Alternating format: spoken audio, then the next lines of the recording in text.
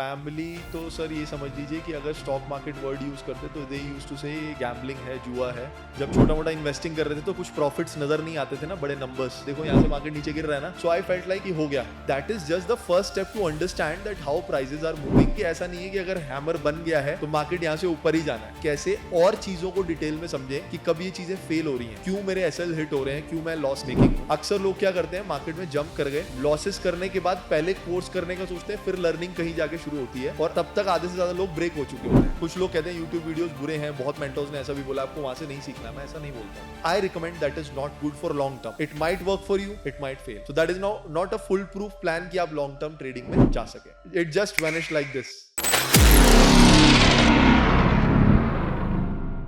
नमस्कार, स्वागत है आपका एक बार फिर से बाजार के माहिर के स्पेशल एपिसोड में, जहां हम लोग कोशिश करते हैं कि हम ऐसे गेस्ट को अपने इस प्लेटफॉर्म पर लेके आएं जो काफ़ी सालों से ट्रेडिंग कर रहे हो, स्टॉक मार्केट में हो, और उन्होंने काफ़ी अपनी गलतियों से या अपने सक्सेस से काफ़ी सारी सीख ले चुके हो।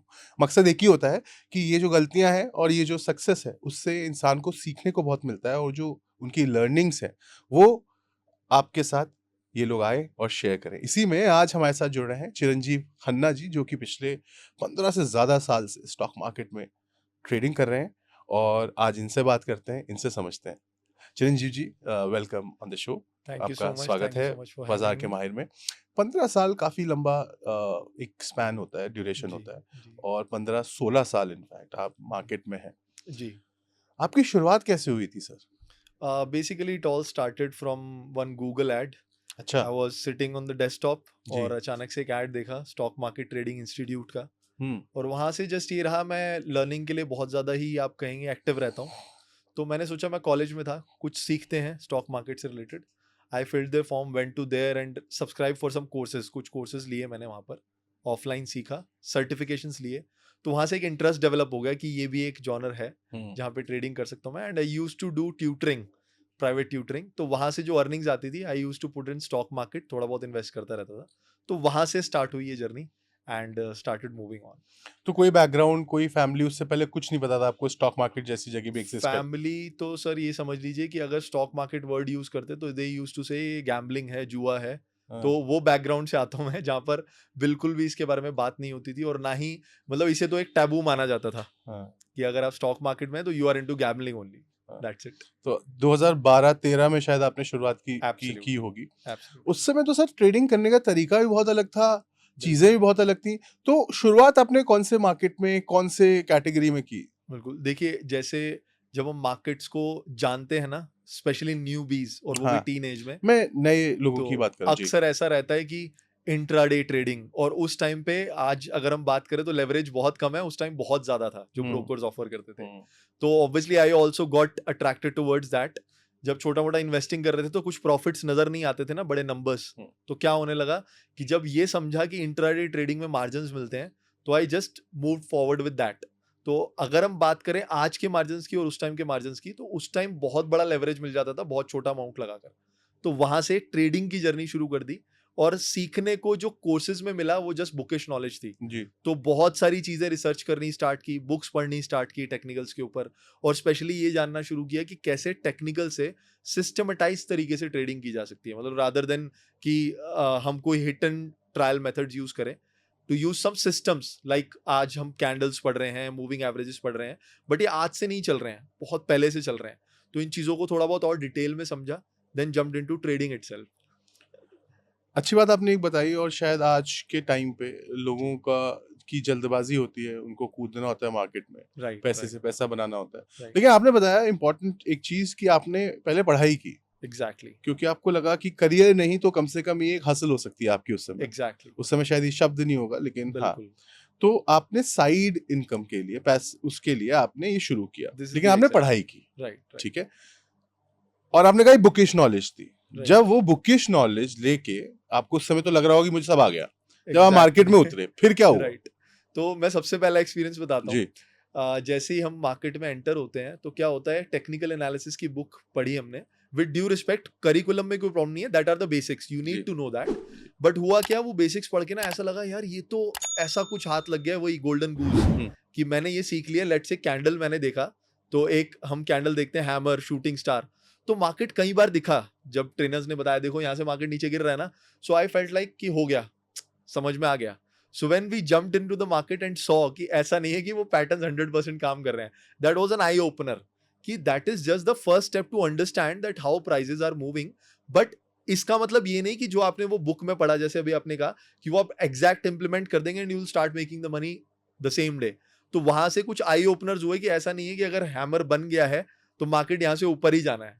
तो वो एक आई ओपनर था कि हम कैसे और चीजों को डिटेल में समझें कि कब ये चीजें फेल हो रही हैं, क्यों मेरे एसएल हिट हो रहे हैं, क्यों मैं लॉस मेकिंग हूं. तो ये सारी चीजें तब समझनी शुरू की. तो एक्चुअल में मैं ये बोलूंगा कि उस कोर्स के बाद तो लर्निंग शुरू हुई थी सर. अक्सर लोग क्या करते हैं, मार्केट में जंप कर गए, लॉसेस करने के बाद पहले कोर्स करने का सोचते हैं, फिर लर्निंग कहीं जाके शुरू होती है और तब तक आधे से ज्यादा लोग ब्रेक हो चुके होते हैं, मुझे ऐसा लगता है. बट मैंने जब वो कोर्स किया था तो मुझे फील ये हुआ था सब कुछ आ गया, बट एक्चुअल में उस कोर्स को करने के बाद तो लर्निंग का पहला स्टेप स्टार्ट हुआ था. बिल्कुल. और मेरे ख्याल से तब जो आप लर्निंग करते थे तब ठीक है, इतना यूट्यूब नहीं था, इतना सोशल मीडिया नहीं था, इतना Absolutely. इंटरनेट नहीं था. एब्सोल्युटली और स्टॉक मार्केट जैसे आपने बोला इंस्टीट्यूट में आपने ज्वाइन किया एक ऐड देख के. जी. तो मैं ये जानना चाहूंगा तब की जो लर्निंग थी और अब जी. की जो लर्निंग है. अब देखिए चीजें बहुत ज्यादा पेस से चलती हैं, जी. ठीक है ना. आपने वीडियो देख लिया और मैंने आज शाम को वीडियो देखा और मुझे लगा कल से मैं ट्रेड कर सकता हूँ. एग्जैक्टली. अब आज का जो नया ट्रेडर है, जी. अगर वो उतरना चाहता है मार्केट में, जी. तो उसकी तैयारी कैसी होनी चाहिए और वीडियोस जो यूट्यूब पे देखते हैं उसको किस तरीके, मतलब उसका माइंडसेट क्या होना चाहिए लर्निंग के हिसाब से. एग्जैक्टली. मैं यहाँ पर हमेशा अपने लर्नर्स को भी एक बात बोलता हूँ. बहुत सारे लोग मेरी कम्युनिटीज में जब जुड़े रहते हैं तो मैं उनको एक चीज़ बोलता हूँ, आप इसको ऐसे समझिएगा कि सपोज कीजिए आपका कोई पेन है, आपके पास दो ऑप्शंस है. आप मार्केट में जाएं और एक पेन किलर बाय कर लें और उसे खा लें, आपका पेन सेटल हो जाएगा कुछ देर के लिए. बट अगर वो पेन रिकरिंग है, बार बार आ रहा है, you have to move to the root cause. अब कुछ लोग हैं जिनका पर्पस सिर्फ इतना सा है कि मैं 4 लोगों में बैठूं तो मुझे मार्केट के बारे में पता होना चाहिए. आप डायरेक्टली यूट्यूब वीडियो से सीख लीजिए, पेन किलर है वो आपके लिए. दैट इज नॉट बैड और करेक्ट. कुछ लोग कहते हैं यूट्यूब वीडियोस बुरे हैं, बहुत मेंटर्स ने ऐसा भी बोला, आपको वहां से नहीं सीखना. मैं ऐसा नहीं बोलता हूँ, आपको सीखना चाहिए. बट द प्रॉब्लम इज कि अगर आप प्रॉपर स्ट्रक्चर से पहले नॉलेज गेन करें, अगर आपको एक्चुअल में ट्रेडर बनना है तो पहले प्रॉपर स्ट्रक्चर को फॉलो करें, अपने बेसिक्स को स्ट्रॉन्ग करें. उसके बाद क्या होगा, जब आप उन्हीं यूट्यूब वीडियोस को देखेंगे ना, they will not serve you as some kind of temporary resolution. आप ये समझ पाएंगे कि आपकी साइकोलॉजी के अकॉर्डिंग, आपके मेथड्स के अकॉर्डिंग, आपकी सूटेबिलिटी के अकॉर्डिंग वो स्ट्रैटेजी आपके लिए है भी या नहीं, जिसको आज आप सीख के कल डिप्लॉय करने जा रहे थे. क्योंकि एग्जाम्पल के तौर पे हो सकता है कि I am a more of a kind of कि मैं अपने हाथ से ज्यादा बेटर लड़ सकता हूँ instead of some weapon, and मेरे हाथ में वेपन दे दिया जाए तो I am bound to fail in that case, because मुझे वो वेपन चलाने नहीं आते. Same applies the opposite. किसी को हैंड फाइट नहीं आती, हो सकता है उनको मार्शल आर्ट्स ना आता हो, और आप उनको बोलें कि आप एक मार्शल आर्टिस्ट से लड़ेंगे और आपके पास वेपन्स तो है ही नहीं, आप वेपन्स में मास्टर थे. तो आपको ये पहचानना जरूरी है पहले उन लर्निंग्स के दौरान. जैसे एग्जांपल के तौर पे जब मैंने सीखा तो we learn from the basics. Market क्या है, स्टॉक एक्सचेंज क्या है, अलग अलग प्लेटफॉर्म्स में हमारे पास क्या क्या ऑप्शंस है इन्वेस्टमेंट के, पहले ये समझते हुए जब हम आगे बढ़े, हमने टेक्निकल्स को समझा, फंडामेंटल्स को समझा, तो मैंने अपने साथ एक चीज का एक्सेप्टेंस बिल्ड किया कि I am more of a technical guy. यानी कि मैं ट्रेडर ब्रीड ज्यादा हूं as compare to investor breed, because हो सकता है मेरे अंदर उतना पेशेंस नहीं है वेट करने का. सो अगर मैं इन्वेस्टिंग वाले मोड में ज्यादा रहूंगा और मैं इन्वेस्टिंग की स्ट्रैटेजी ज्यादा फॉलो करूंगा, I am bound to fail. Why? Because whenever I take investing trade, मैंने इन्वेस्टिंग में गया, मैंने कोई अपॉर्चुनिटी ग्रैब की और मेरे अंदर पेशेंस नहीं थी, मेरा नेचर ऐसा था. और व्हाट हैपेंड, मार्केट ने थोड़ा सा ज्यादा करेक्शन लिया और मैं परेशान हो गया, मेरी साइकोलॉजी डिस्टर्ब हो गई, मैं उस टाइम आउट हो गया, जबकि मार्केट वो रिबाउंड कर गया. तो मेरे पास इतनी पेशेंस अगर नहीं है तो मुझे समझना है कि मेरा nature more of a trader guy है. तो मुझे क्या करना है, मुझे वो स्मॉल टाइम्स के लिए मार्केट में एंटर करना है, मुझे उस साइकोलॉजी को मेंटेन रखना है. उसके लिए जो प्रोज एंड कॉन्स आते हैं, जैसे कि स्टॉप लॉसेस मेंटेन करके चलना, रिस्क एंड मनी मैनेजमेंट को फॉलो करना, वो मुझे आगे सीखने को मिला फिर. बट द पॉइंट इज, बहुत लोग क्या कर रहे हैं अभी, डायरेक्टली आज अगर मन किया, ट्रेडिंग किसी से सुना, यूट्यूब वीडियो देखा और स्ट्रेट अवे स्ट्रैटेजी डिप्लॉय कर दी. I recommend that is not good for long term. It might work for you, it might fail. So that is not a full proof plan कि आप long term trading में जा सके.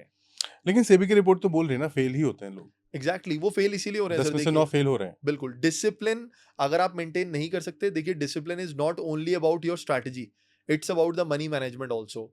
आज अगर मैं आप इमेजिन कीजिए लोगों के एक्सपेक्टेशंस मैं सुनता हूँ कभी कभी लर्नर्स के, तो दे से सर हम पैसा डबल कैसे कर सकते हैं, एंड आई टॉक अबाउट कि आप डबल करने की बात कर रहे हो, मैं हमेशा अपने स्टूडेंट्स को एक चैलेंज देता हूँ कि आप एक चैलेंज लीजिए, जो भी आपने लर्निंग्स ली हैं, जो भी स्ट्रैटेजी आप डिप्लॉय कर रहे हो, जस्ट टेक 1 मंथ, और आपके अकाउंट में अगर 1 लाख रुपए है ना, तो आप 1 महीने के बाद, जिस भी दिन वो ट्रेड आया है लेने के बाद, इट्स नॉट लाइक आपने छोड़ दिया, आप ट्रेड लीजिए और उस 1 लाख को 1 लाख रखकर दिखाइए।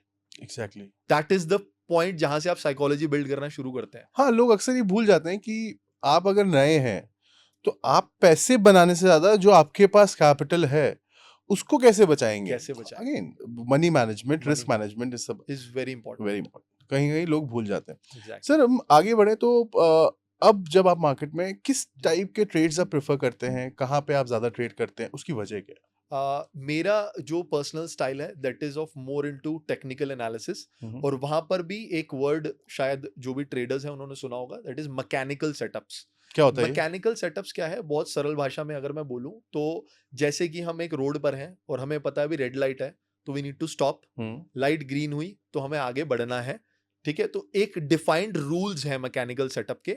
वो ऐसा नहीं कि आपको लग रहा है यहां डिमांड आ सकती है, लग रहा है सप्लाई आ सकती है। एग्जाम्पल के तौर पे अगर मैं बहुत सिंपल भाषा में बोलूं तो आप इमेजिन कीजिए एक मूविंग एवरेज इंडिकेटर है सपोज कीजिए, और मूविंग एवरेज इंडिकेटर हमें एक लाइन प्लॉट करके देता है कि प्राइस की एवरेज क्या है, अमूमन एक एवरेज प्राइस क्या है। तो प्राइस जब उससे ऊपर क्लोज हुआ तो जनरली ट्रेडर्स कम्युनिटी में कहा जाता है प्राइस बुलिश हो गया, तो मार्केट ऊपर जाने के चांसेस है। तो इन द सेम मैनर आप जब भी मैकेनिकल सेटअप्स को फॉलो करेंगे तो वहां पर एंट्री के लिए, एग्जिट के लिए, प्रॉफिट बुकिंग के लिए, प्रॉफिट ट्रेलिंग के लिए, स्टॉप लॉस ट्रेलिंग के लिए डिफाइंड रूल्स हैं कि जब ये होगा तब ये करना है। वहां पर आपके पास कोई भी डिस्क्रिप्शन इंफॉर्मेशन नहीं है कि मुझे ऐसा लग रहा है तो मैं कर लेता हूं। There is not a kind of analysis thing, there are some rules that you put. Simple भाषा में बोलूं इंडिकेटर्स, ज्यादातर इंडिकेटर्स रहते हैं मैकेनिकल सेटअप में। तो उससे हेल्प क्या मिलती है, जैसा आपने पूछा मैं ऐसा क्यों करता हूं, मेरी जो साइकोलॉजी है वो रूल फॉलो करने में ज्यादा इजीली मूव करती है। फॉर एग्जांपल अगर मुझे बता दिया गया ये चीज फॉलो करनी है तो मैं वो इजीली कर सकता हूँ, रादर देन कि मैं बैठकर बहुत सारे स्टॉक्स को एनालाइज करना स्टार्ट करूं और मैं ये देखना शुरू करूं कि किस में क्या होने के चांसेस हैं। Rather than going with that मैं क्या फॉलो करूंगा कि अगर मुझे लग रहा है कि मेरे इंडिकेटर्स के अकॉर्डिंग मुझे यहाँ पर बाय नजर आता है, so I will go with the buy, and that too आजकल उसमें भी बहुत सारी चीजें हमने ऑटोमेट कर दी हैं बिकॉज आज टेक्नोलॉजी समझ गया। बहुत अच्छे लेवल से काम कर रही है। तो वहां पर हमारा ह्यूमन इमोशनल इंटरवेंशन बहुत कम हो गया। तो बेसिकली यही कि ट्रेडिंग करो तो दिल से मत करो, दिमाग से करो। एग्जैक्टली ये करते हैं आप। एब्सोल्युटली। ठीक है सर, आगे बढ़ते हैं। और अभी मैं सबको बताना चाहता हूँ, जो भी व्यूअर्स अभी देख रहे हैं, आपको ये वीडियो सब्सक्राइब क्यों करना है मैं आपको 2 वजह बताता हूँ। पहली वजह तो है सब्सक्राइब इसलिए करना है क्योंकि आज चिरंजीव जी हमारे पास आए हुए हैं, ये बात कर रहे हैं कि ट्रेडर्स जब नए आते हैं तो उनको क्या क्या चीज़ें करनी चाहिए, क्या नहीं करनी, बेसिक चीज़ें। लेकिन इसके बाद ये एक यहीं से जाने से पहले एक स्ट्रैटेजी वाला वीडियो भी रिकॉर्ड करेंगे, और वो जो वीडियो रिकॉर्ड होगा, अगर आपने सब्सक्राइब नहीं किया, आपने नोटिफिकेशन बेल आइकन नहीं दबाया है, तो उसका शायद आपको मिलेगा ही नहीं, नोटिफिकेशन मिस हो जाएगा। तो उसको आप दबा लीजिए। अभी आगे चलते हैं। अब स्ट्रैटेजी वीडियो तो प्रॉमिस कर दिया है जो आप बोर्ड पे करेंगे, जी बिल्कुल, ठीक है, बिल्कुल करके आप दिखाएंगे। Right. थोड़ी सी अगर आप डिटेलिंग करें, थोड़ा सा बताएं, मतलब होता किस तरीके से, क्या होता है, ये बताइए थोड़ा सा। तो आप इसे ऐसे इमेजिन कीजिए कि अगर मैं आपको ये बोलूं कि आपको घंटों मार्केट नहीं देखना है, आपको सिंपली, आज तो ट्रेडिंग व्यू भी है, पहले जब मैंने स्टार्ट किया था तब नहीं था। तो आपको कुछ अलर्ट्स पुट करने हैं, और हम यहाँ पर यूज करने वाले हैं मूविंग एवरेजेस का, जिसको बहुत अंडररेट किया जाता है कि लोगों को लगता है नहीं ये इंडिकेटर काम नहीं करता है, एक बहुत बड़ा डिबेट है। तो मेरे लिए बहुत बार काम किया है, और यहाँ से हम लोग कुछ ऐसी चीजें ढूंढने वाले हैं जो मैकेनिकल और डिस्क्रिशनरी सेटअप का कॉम्बिनेशन है। यानी कि हम टोटली ये फोकस नहीं रहेंगे कि हर जगह आप प्रॉपर मैकेनिकल में चले जाएं, क्योंकि हो सकता है अभी इनिशियली आपको ऐसा सही लगे बात कि है। मैं उस साइकोलॉजी में नहीं जा पा रहा हूं। तो यहाँ पर थोड़ा सा पार्ट एनालिसिस का रहेगा, थोड़ा सा पार्ट मैकेनिकल रहेगा, और आपके पास सबसे बड़ा बेनिफिट ये है कि आपको इसमें घंटों स्क्रीन पर नहीं बैठना है, आप अलर्ट्स लगाकर रख सकते हैं। और बाकी ज्यादा मैं रिवील नहीं करूंगा क्योंकि मैं चाहता हूं मैं स्ट्रैटेजी को डिटेल में आपको उस वीडियो में बता दूं। सर आगे बढ़ते हैं। चिरंजीव जी, अब जब आप मार्केट में देखते हैं लोगों को, आप जी। इंटरैक्ट भी करते हैं क्योंकि आप पढ़ाते भी हैं लोगों को, जी। सिखाते भी हैं ट्रेडिंग जी। करना। तो एक जो परेशानी है जिसके बारे में हमने थोड़ा सा ब्रीफली मेंशन किया कि ओवर ट्रेडिंग की, वो राइट साइकोलॉजी बिल्ड करने की, राइट। कैसे इस चीज को मैं बीमारी बोलूंगा, इस बीमारी को से बचा जाए और किस तरीके का माइंडसेट एक नए ट्रेडर का होना चाहिए, Right. कितना कैपिटल उसको लेके मार्केट में आना चाहिए Right. और उसकी स्ट्रैटेजी क्या होनी चाहिए? बिल्कुल देखिए, ओवर ट्रेडिंग की अगर हम बात करें तो ओवर ट्रेडिंग हमेशा तभी आपके पास आएगा, क्योंकि मैंने बहुत ज्यादा फेस किया इसको जी, आपने इनिशियली। बताया। तो अगर मैं बोलूँ तो ओवर ट्रेडिंग आने का सबसे पहला रीजन ये है कि आपके पास एक गोल पोस्ट नहीं है। हाँ, now what does that mean? Goal post का मतलब ये है कि अगर मेरे लिए डिफाइंड है कि व्हेन आई टच 3 और 4% रिटर्न इन अ मंथ, और वी कैन से इन, ऐसा भी हो सकता है कि आप 2 हफ्ते में करना चाहते हो, 3 हफ्ते में करना चाहते हो, मंथ में हो सकता है आपका टारगेट 8% का हो, रियलिस्टिक एक टारगेट लेके चले तो 3-4% is enough for the beginners. तो अगर मैं 3-4% किसी भी ट्रेड में टच कर चुका हूँ, इमेजिन कीजिए मैंने पहला ट्रेड लिया, I am a swing trader example के तौर पे, और मैंने पहला ट्रेड लिया मंथ का और मेरे पास ऑलरेडी 4% बुक हो चुका है, अगर मैं उसके बाद एक भी ट्रेड लेता हूँ, that comes under over trading. हाँ, इट डजंट, ये मैटर नहीं करता है कि आप कितने ट्रेड कर रहे हैं। Exactly. It is not the number. Actually, we are confused with the number. So what people do, general mentality क्या रहती है, 4% है, मैं इसको 40 लेके जाऊंगा मंथली में। गोल सेट करो और उस गोल पे Exactly. बने रहो। और उस गोल को टच करते ही you have to stop yourself consciously. अब यहाँ पर थोड़ा सा रोल आपकी सबकॉन्शियस हैबिट्स का भी आता है। देखिए, मैं ये बोलूंगा, अगर आप एक अच्छे ट्रेडर बनना चाहते हैं, जैसे अभी आपने बोला बिगिनर्स के लिए क्या राय है, जी, तो मैं बोलूंगा सबको एक बार सबकॉन्शियस माइंड के बारे में जरूर पढ़ें। वो आपको कुछ ऐसी हैबिट्स बिल्ड करने में मदद करेगा, जहां पर जो मुझे बहुत हेल्प किया personally, because I learned NLP. सो मुझे हेल्प कहाँ मिली कि जब मैंने सबकॉन्शियस माइंड को समझा, तो ये बोलना बहुत आसान है कि आज 4% बुक हो गया, अब दोबारा ट्रेड मत लेना, बट आपको कौन से ऐसे रेफरेंसेस और ट्रिगर्स देने हैं खुद को बार बार, कॉन्शियसली सबकॉन्शियसली, आपके सामने ट्रेडिंग डेस्क पे क्या होना चाहिए लिखा हुआ, आपके रूल्स क्या होने चाहिए, आपके पास एक गोल पोस्ट जो वो सामने हो कि मैंने ये 4% कवर कर लिया है, तो मेरे पास इतना पैसा आ चुका है।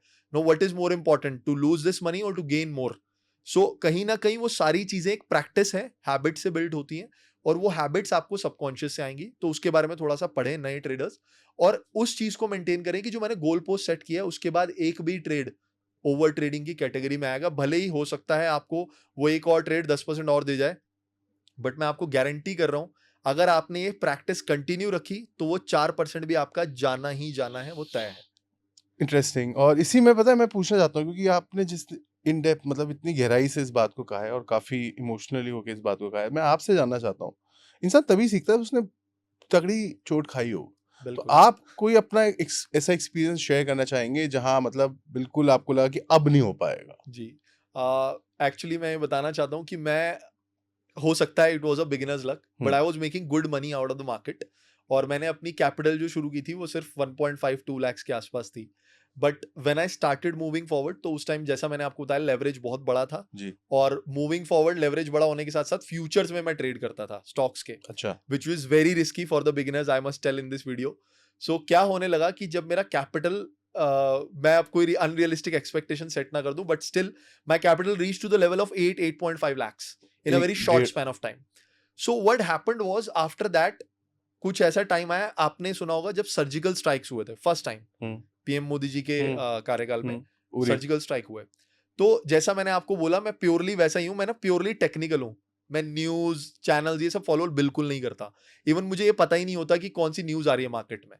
सो व्हाट हैपेंड वाज कि मैं मार्केट में बैठा हूं, और उस टाइम नेस्ट ट्रेडिंग प्लेटफॉर्म होता था, इट वाज नॉट लाइक धन एंड ऑल दीज जो अभी तो प्लेटफॉर्म्स अभी आप बहुत, देख रहे हैं, हाँ, बहुत एडवांस है। वो हाँ, ब्लैक पे जो ब्लू और रेड और वो कोड्स जी, चलते थे, it was moving like that, and I was sitting right in front, 8.5 lakh रुपए मेरे सामने हैं, and I have some positions, और सडनली क्या होता है, वो 8.5 से मुझे दिखते हैं 6, 6 से दिखते हैं 4, एंड आई वाज, मतलब having like kind of heart attack की क्या हो रहा है मेरे साथ।